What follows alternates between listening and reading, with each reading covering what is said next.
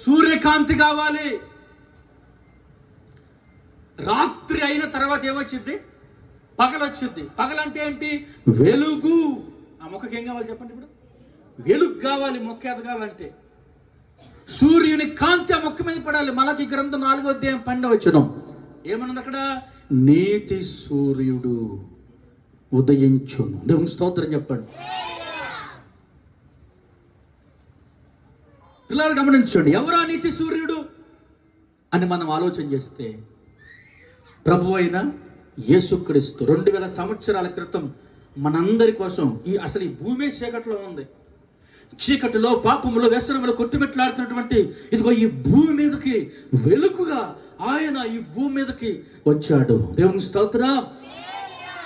ఈ భూమి మీద మనలను వెలిగించడానికి, ఈ భూగ్రహానికి, మనుషుల దగ్గరికి మహిమానితుడైన మహాత్ముడు దిగి వచ్చి వెలిగాడు. ఆయన పేరు యేసు. వెలిగి ఏమన్నాడంటే, నేను లోకమునకు, యోహాను సువార్తలో, నేను లోకమునకు వెలుగుని.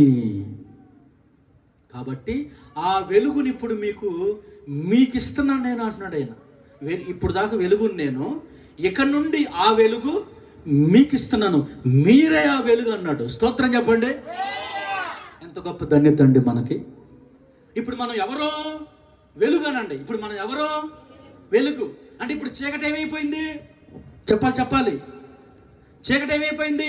యేసు నామమున తొలగిపోయింది. హల్లెలూయా చెప్పండి. కొంతమంది డౌట్, కొంతమందికి అనుమానం. ఏంటి అనుమానం? నాలో ఇంకేమైనా చీకటి ఉందేమో. ఒరే నాయన అటు అనుకోమాకరా బాబు ముందు నువ్వు. దేవునికి స్తోత్రం చెప్పండి. మనం అనుకున్న దాన్ని బట్టి సాతాను కూడా వచ్చి ఉందరా నీళ్ళు ఇంత పెద్దది ఉంది. ఆ సాతాను వచ్చాడు అట్లాగే అంటాడు. కొంతమంది ప్రార్థన, అయ్యా నేను పాపిని, ఎన్నాళ్ళు పాపిగా ఉంటావు, ఎన్నాళ్ళు ప్రార్థన చేస్తావు పాపినని తెలియట్లా చాలా మందికి. సో మార్చండి. దేవుని స్తోత్రం. కాస్త ముందుకెళ్ళాలి మనం. నాలో చీకటి ఉందేమో, నాలో పాపం ఉందేమో అని తెలీదా? ఉందో లేదో? ఉందేమో అంటే అర్థమేంటి? ఉంటే ఉందను, లేకపోతే నన్ను మండించినందుకు, వెలిగించినందుకు స్తోత్రమయ్యాను. దేవుని స్తోత్రం. పిల్లలు గమనించండి, ఈ అనుమానపు మాటలు మీ హృదయాల్లోకి రానివద్దు.